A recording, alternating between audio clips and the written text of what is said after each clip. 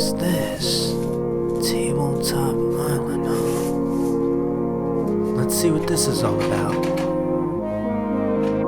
Amity Island, you thought this was a place to have fun? Swimmers are disappearing, one by one. Close down the beaches. The great white shark Jaws is coming through and eating them all.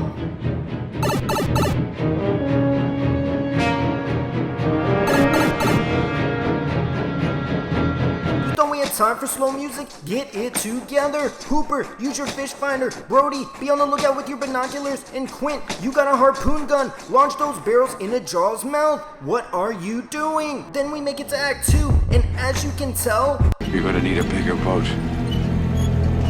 didn't we already talk about this music? We don't have time for that. Grab your guns, grab your hook, shoot him in the head, shoot him in the head. He's slowly destroying our ship. Roll for damage. Who's gonna win? Welcome to Tabletop Island. I'm Bernardo, your host, and today we are going to be talking about the game Jaws, based off of the movie, the box office hit. If you guys aren't familiar with that, you should probably stop this video, go watch it, because it's awesome.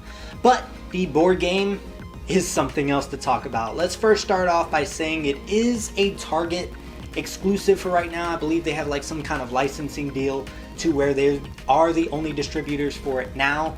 I would check out your local Target for it if you are interested in it, and I think you should be. I have a fantastic review for this. It has 2 acts. The first act, it's straight up from the movie. It makes you feel like you're a part of the movie. It's amazing. So first act is in the beach. Swimmers are slowly appearing and disappearing, and the crew is trying to figure out why and close in on the problem because they know it's the shark. Jaws. Now, Jaws itself is never actually on the map. In fact, you have your own little pad that you kind of write each round where you go, and it goes up to like 10 rounds if you make it that far, which we didn't. Whether or not the shark meets the condition or the crew first, then we go to Act 2, and Act 2 is kind of where it all happens. Act 1 doesn't end the game ever. You always get to the second act.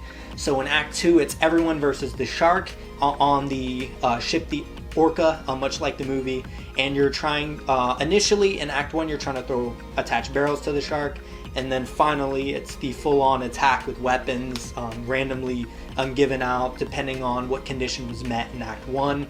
I think the game follows the movie extremely well, so if you are a big fan, that really helps you relive that moment and put yourself in that situation, which is amazing. I can't say enough good things about it. Volcar, what do you think about this?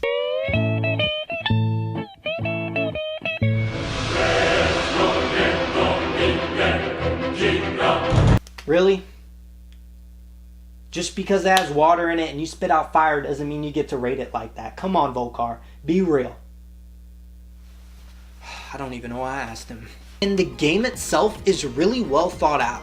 And I say well thought out, but it's simplistic.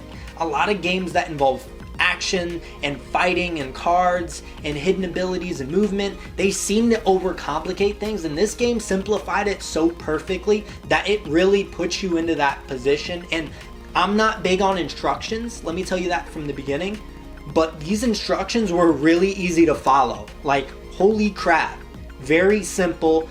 Everyone was able to kind of pass around the sheet and figure out what to do, and right when we dove into the game we immediately understood where to go with it, which it was amazing. The strategy the crew members had when I was playing the shark, it all came together really quickly, and it didn't take a lot of time to understand that, and I think that is a really important factor with competitive games like that.